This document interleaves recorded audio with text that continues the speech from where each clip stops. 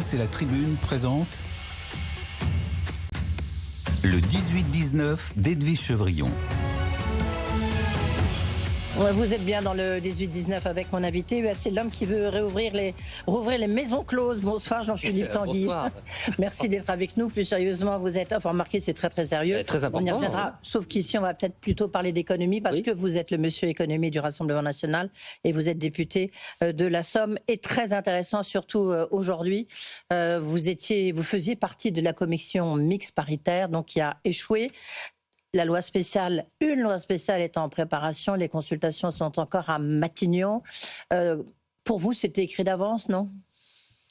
Écoutez, oui, on peut vous redire que c'était écrit d'avance, mais ce qui est surtout écrit d'avance, c'est cette facilité qu'a le gouvernement et leurs alliés socialistes à faire payer par plus de déficits et plus de dettes tout leur rapport politique. On va revenir, mais sur la commission mixte paritaire, sur le fait d'échouer à trouver un accord entre le Sénat qui, lui, ne voulait pas des hausses d'impôts et l'Assemblée nationale qui avait voté beaucoup de hausses d'impôts, quoi. Tout à fait, mais si je reviens là-dessus, c'est parce que les deux étaient d'accord pour faire du déficit.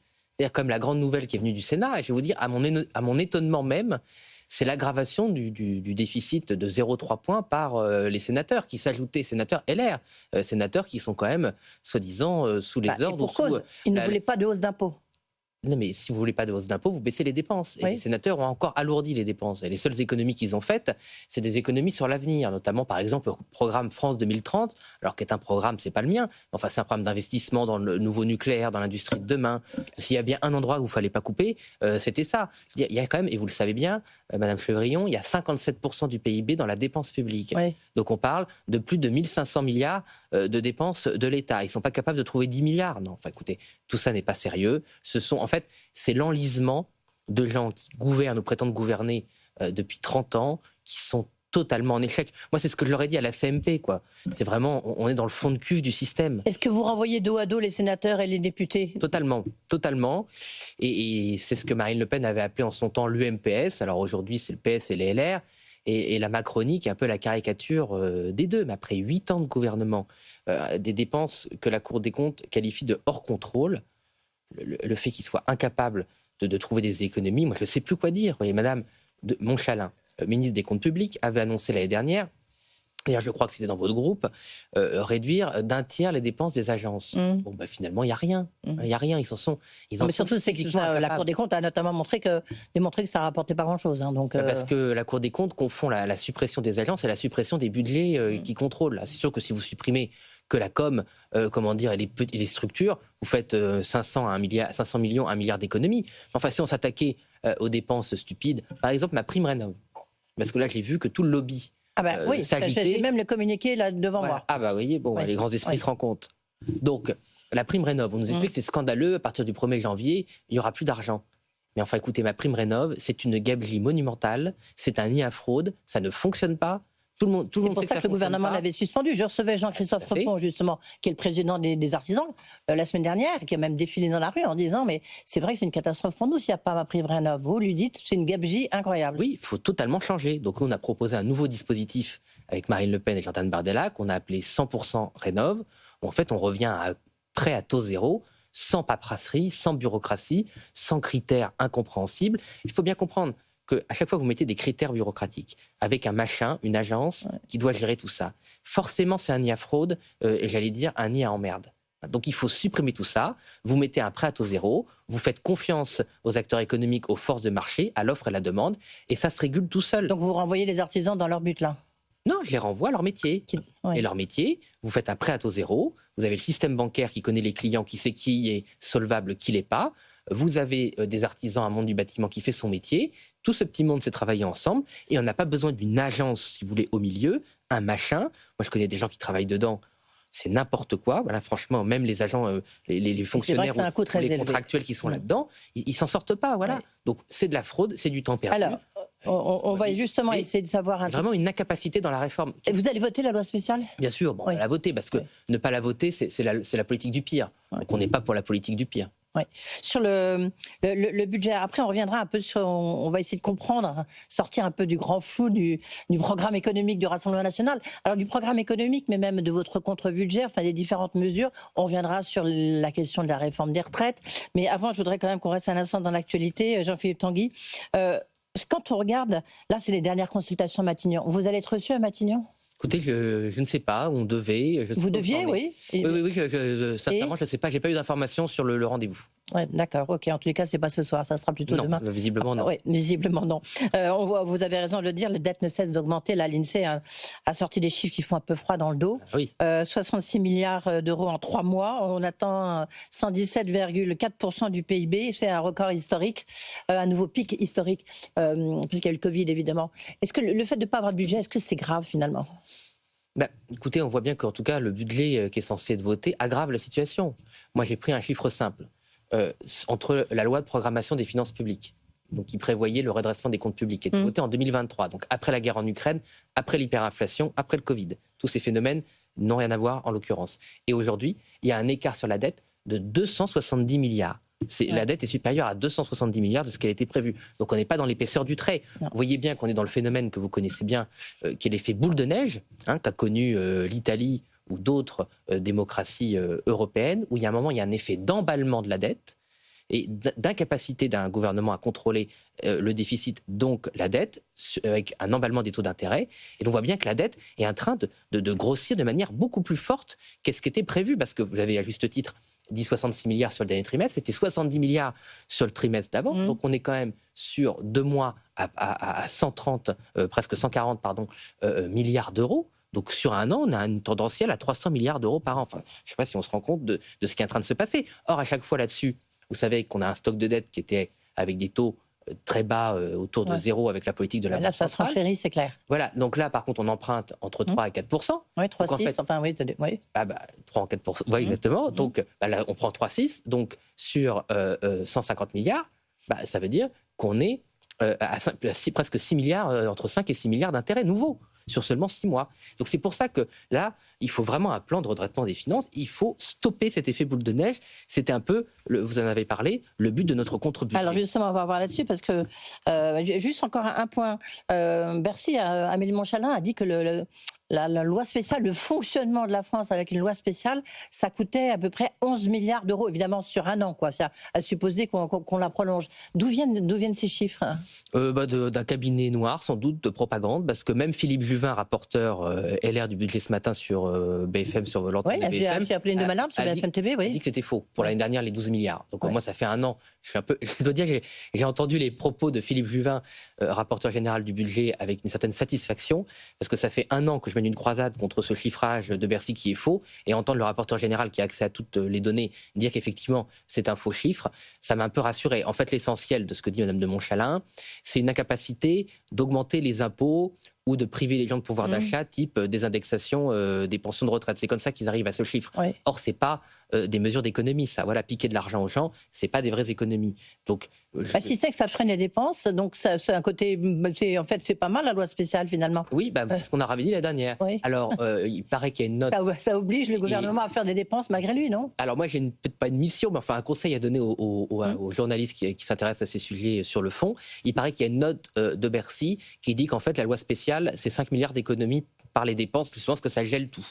Et je pense qu'on est plutôt dans cet étiage. D'accord, ok. Après, c'est pas non plus une grande gestion, quoi. Je veux dire, c'est quand même un abandon total du politique. Moi, j'avais dit en commission, si la seule politique de ce gouvernement, c'est tout geler et rien faire, autant mettre un Ouistiti à la tête du gouvernement. Il fera plus d'économies, coûtera moins cher. Tanguy, puisque vous parlez de Philippe Juvin, ce matin, il a dit une chose intéressante. Enfin, il était très intéressant en soi, mais il disait, en fait, il nous a manqué 4-5 jours pour trouver un accord avec le PS, un accord de non-censure, ce qui fait que le budget serait passé. Vous y croyez, vous, ou pas? Alors, c'est vrai que l'ambiance en commission mixte paritaire, vous savez que c'est à huis clos, donc il n'y a pas d'image, mais je rejoins le rapporteur général, il y avait une ambiance plutôt de compromis, pour ne pas dire de compromission, avec un parti socialiste qui mendiait un 49-3. C'est-à-dire qu'on a quand même des socialistes qui, publiquement, ont exigé que le gouvernement ne fasse pas de 49-3. Donc ça veut dire que c'est le gouvernement qui ferait, en fait, les ajustements budgétaires à la place du Parlement, et une version publique où ils ne voulaient pas le faire. Mais c'est quand même une faillite totale de ce système, parce que quand ils ont fait barrage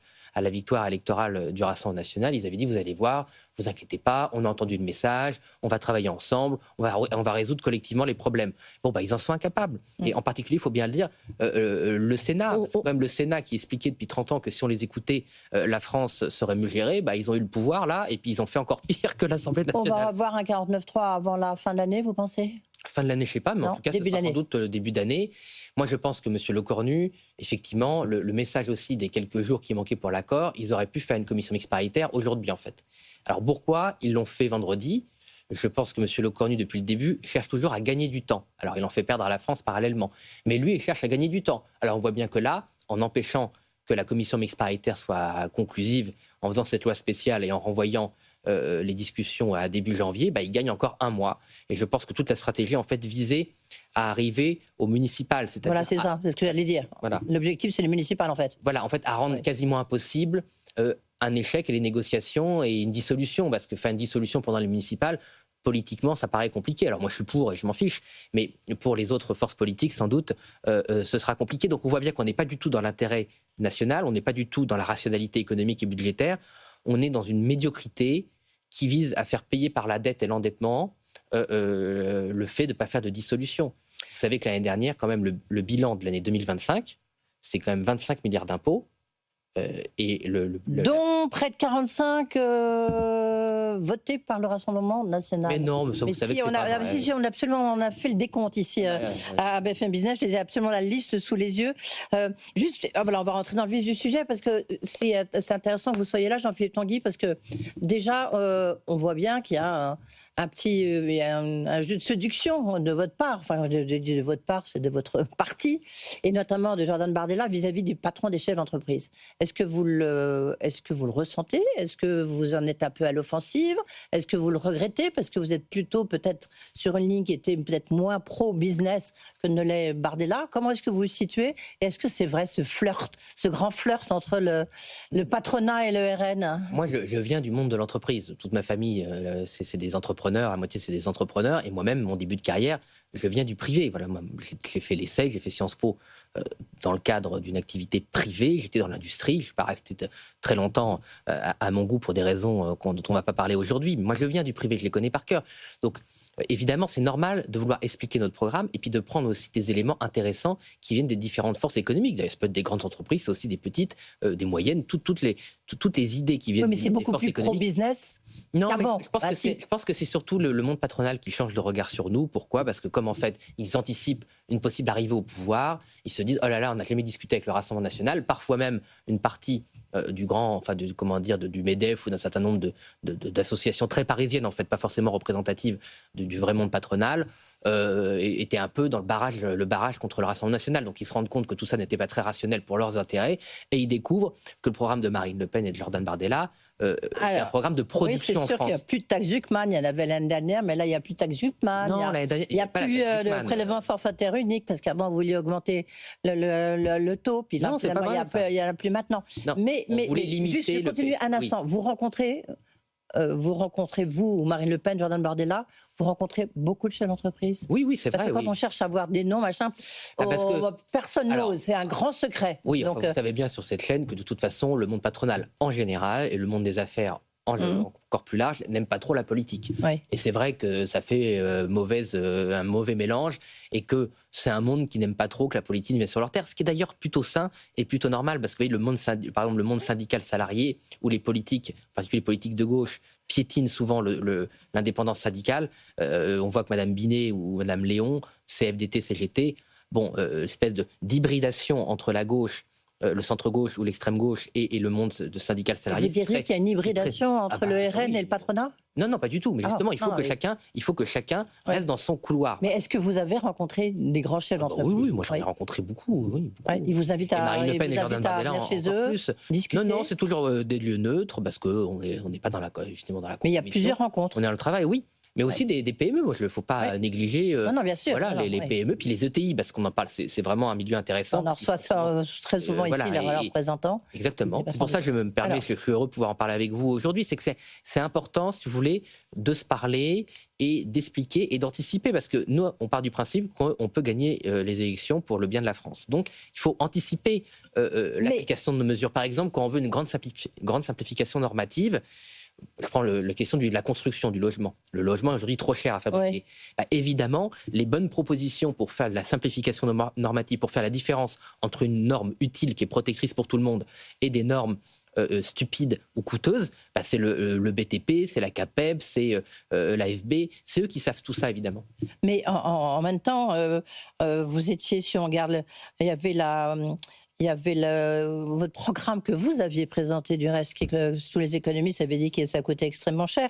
On n'en entend plus parler. C'est la suppression de l'impôt sur le revenu pour les moins de 30 ans, la suppression de la TVA sur 100 produits de première nécessité, la nationalisation des autoroutes, l'augmentation de 15% des enseignants. Certains disaient, non mais attends, c'est pas réalisable, sans parler du dossier des retraites qu'on va traiter. Alors, il y a deux choses différentes. Il y a des mesures qui effectivement sont plus forcées. C'est un peu caduc votre programme, reconnaissez aujourd'hui. Non, mais il évolue aussi avec les difficultés économiques. Il évolue. Par exemple, aujourd'hui, c'est sûr qu'augmenter les enseignants de 15%, ce qui était proposé en 2022, donc c'était quand même il y a 4 ans, aujourd'hui c'est plus compliqué. Il faut trouver des solutions pour dégager des marges de manœuvre. Cette année, on ne les a pas. Voilà. Par contre, la TVA, limiter la TVA, supprimer la TVA sur 100 produits de première nécessité, c'était maintenu dans le contre-budget. Supprimer les impôts l'impôt sur le revenu pour les moins de 30 ans, on verra si c'est maintenu. Nationalisation des autoroutes. Nationalisation des autoroutes, c'est toujours dans le programme, parce qu'en fait, pour nous, on rend de l'argent aux Français comme ça. C'est une opération qui est gagnante pour les finances de l'État. Mais en même temps, alors vous avez vu les critiques là sur le budget tel qu'il a été discuté longuement à l'Assemblée nationale. Quand on regarde, ça fait, nous on a chiffré 45, certains disent 53 milliards d'impôts qui ont été votés par vous, par votre parti, que ce soit taxe sur les services numériques, l'impôt universel ciblé sur les multinationales, taxe sur les rachats d'actions pour porter le taux à 33%, ça fait plus de 8,4 milliards. C'est beaucoup lorsqu'on voit qu'aux États-Unis, c'est taxé à 1%. Impôt sur la fortune improductive, 4 milliards, taxe exceptionnelle sur les super dividendes, 1 milliard, surtaxe d'impôt sur les sociétés, 6 milliards, retour la modernisation, sur l'exit tax pour faire revenir les gens, 70 millions d'euros. Voilà, c'est un listing qu'a fait Hugo Babel chez nous. Ça fait quand même un chiffrage.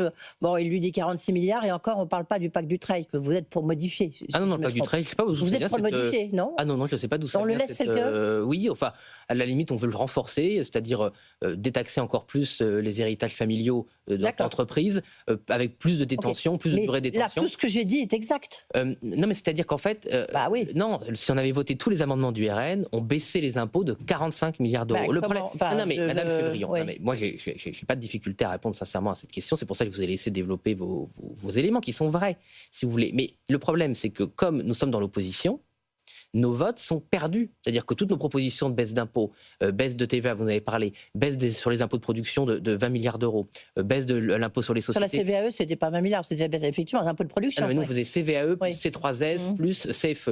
Donc en tout, ça faisait 20 milliards. Déjà été baissé pour une partie. Pour la CVAE, oui, mais pas C3S et pas CFE. Donc on était sur une baisse massive de 20 milliards d'impôts de production, la baisse de l'impôt sur les sociétés pour les petites, moyennes entreprises et entreprises intermédiaires. Si vous voulez, tout ça, ça n'a pas été voté. Donc c'est vrai qu'à la fin, les calculs sont un peu faussés. Le contre-budget qu'on a présenté, c'était bien une baisse. Et pourquoi vous avez voté ça, 45 milliards d'euros. Ce que je viens de vous lister. Super dividende, rachat d'actions. Alors super dividende, on l'a pas voté, c'est passé parce qu'on s'est abstenu. Mais sur les rachats d'actions et sur l'impôt sur la fortune improductive, il s'agit d'un petit ajustement, ça fait donc 9 milliards. Un ajustement fiscal, ces deux-là, ça fait 9 milliards. Un ajustement fiscal qui permet de financer les 50 autres de baisse. Et donc il y a 10 milliards d'ajustement fiscal, 40 milliards de baisse des dépenses, et ça fait 50 milliards à la fin. Ouais. Donc vous diriez quoi par rapport à la politique du RN? Vous êtes venu, parce qu'on voit bien qu'il y a, d'accord, la ligne un peu historique portée par Marine Le Pen. Maintenant, c'est plutôt la ligne... Jordan Bardella, vous qui êtes le monsieur économie du RN, vous aussi, comme vous dites, on a évolué. Vous êtes d'accord que vous avez évolué? Est-ce que c'est un principe de réalité ou est-ce que c'est simplement parce que vous avez des chances de remporter les prochaines élections et que du coup vous dites qu'il faut qu'on soit plus responsable? Sincèrement, ça a toujours été un programme, le programme de Marine Le Pen a toujours été un programme de produire en France.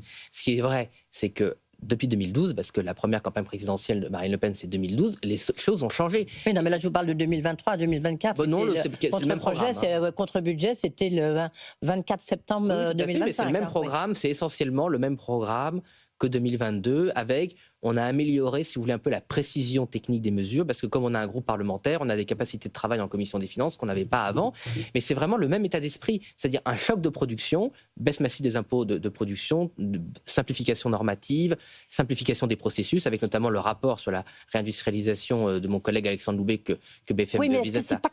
Toujours le même programme. Mais est-ce que c'est pas contradictoire de charger encore la barque pour les entreprises? Ah bah là, on ne pas la barque. Sur des impôts en plus, et en même temps de leur dire, et quoi, on va fermer Brandt, c'est une honte. Mais vous voyez bien que quand même, quand on voit le différentiel, par exemple, d'imposition entre les Allemands et entreprises allemandes et entreprises françaises, c'est de l'ordre de 130 milliards. Vous avez raison, c'est pour ça qu'on a une baisse massive d'impôts de production. Mais si vous voulez, l'impôt sur, par exemple, la taxe sur les rachats d'actions, ça concerne une dizaine de multinationales en France. C'est-à-dire que pour alléger le fardeau fiscal de 99,5% des entreprises, il y a quelques ajustements qu'il faut faire, mais enfin c'est à la marge. Et moi, si vous voulez, ce que je regrette un peu, alors c'est peut-être nous aussi qui devons améliorer notre communication, et je prends ma part dans l'amélioration qu'il faut faire, c'est que on n'arrive pas visiblement à montrer à quel point on baisse les impôts, voilà, parce que non, oui, mais pourtant, on a beau l'affirmer, le montrer. Parce qu'on a vu ce que vous avez voté ou ce que vous avez réussi en vous abstenant à faire passer, quoi. Voilà. Et dans les mesures que vous avez citées, il y a des mesures qui sont un peu de la part du gouvernement malhonnêtes, parce que la taxe.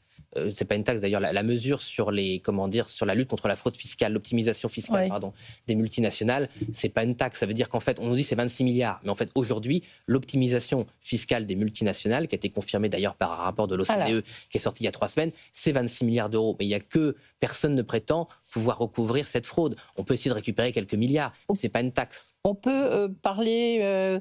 Parce que ça passe vite, il nous reste 2-3 minutes, des retraites, parce que c'était la première mesure qu'on prendrait, c'est pas moi qui parle, c'est Marine Le Pen, si jamais on accède au pouvoir, c'est le retour de la retraite à 62 ans.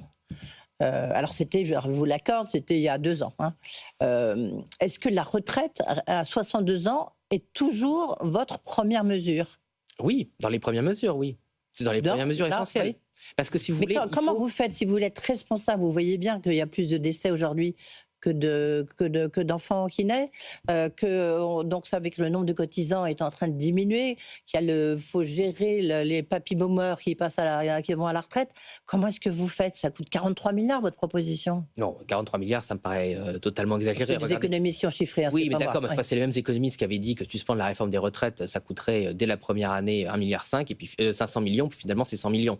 Donc il faut quand même se méfier de certains économistes qui touchent leur petit billet du système. Mais au-delà de ça, si vous voulez, ça fait 10 ans que le débat économique en France est complètement pollué par cette réforme. On est d'accord. On n'avance pas sur le reste. Donc en fait, notre idée, c'est écoutez, on fait la réforme des retraites telle qu'on l'a présentée, qui fait un consensus dans la population française, et comme ça, on avance sur les autres sujets, qu'on avance sur les impôts de production. On n'en a pas parlé. Le prix de l'énergie. Ça bloque notre crédibilité. Enfin, vous voyez bien, je veux dire, à 62 ans, c'est pas gérable aujourd'hui. Et tout le monde ne partira pas à 62 ans. En fait, c'est surtout une mesure de défense des carrières longues. Aujourd'hui, vous avez une grande injustice. C'est une grande nuance, vous voyez bien. Mais en fait, Tanguy, non, parce qu'en fait, je vais le dire. Toute notre mesure est orientée vers ça. En fait, en garantissant ce départ à 62 ans, vous protégez les carrières longues. Parce qu'après, les personnes qui ont commencé à travailler plus tard, elles partent pas à 62 ans. Elles partent à leur entrée dans le marché du travail. Si c'est 21 ans plus 42 ans, c'est 63 par exemple.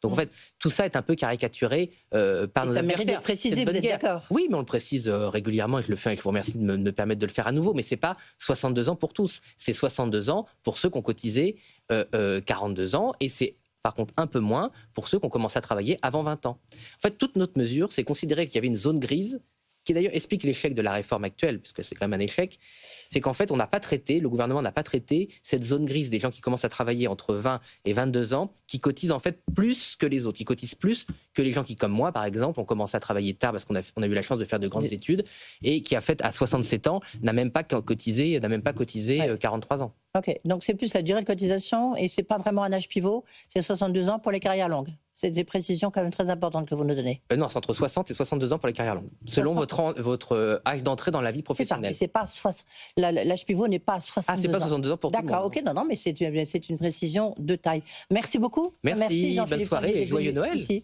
Joyeux Noël, absolument. Merci beaucoup d'être venu ici préciser, nous donner quelques détails supplémentaires sur votre programme économique. Merci beaucoup.